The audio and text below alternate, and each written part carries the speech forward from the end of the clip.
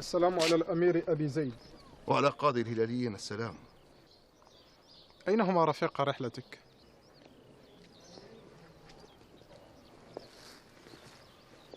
في الحقيقة أيها القاضي لم أجهز نفسي لمثل هذا السؤال. رحمهما الله إذن.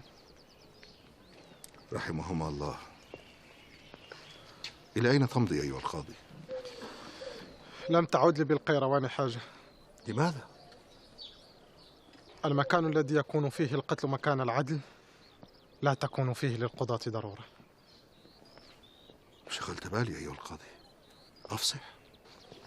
هل أقول لك الآن أم تمضي إلى القصر لتسمع من أصحاب الشأن فتعرف؟ ليس مثل القاضي من يستطيع أن يصف فينصف.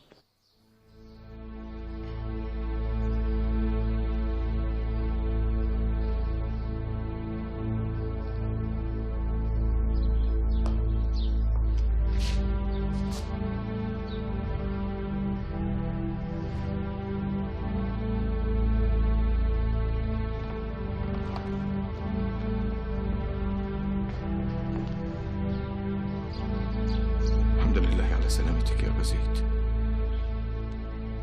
أهلا بك يا عليا. وبك يا أمير. ما هذا الذي فعلت يا أمير؟ دياب هو الذي فعل، ولولاه لما سالت منهم قطرة دم. وهل يؤخذ البريء بذنب المسيء؟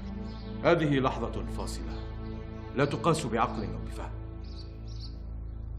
أفرج عن دياب أيها الأمير. لا أفرج عنه إلا بموته أو بموتي أنا.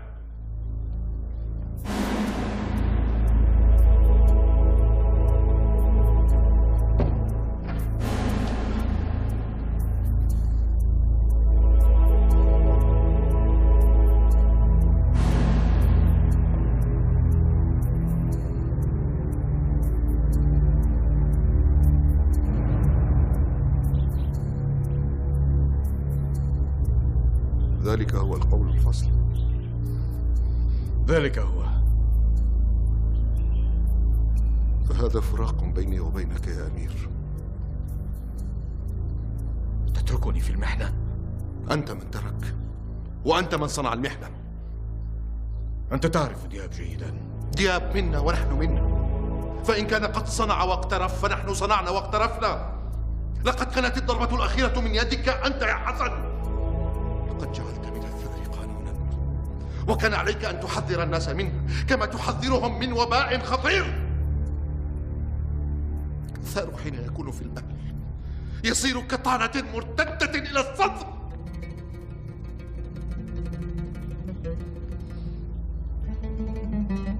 نسيت أن أخبرك أن أنبل أولادك مات في الطريق. فافهم يا حسن، أرجوك أن تفهم وأن تتعظ.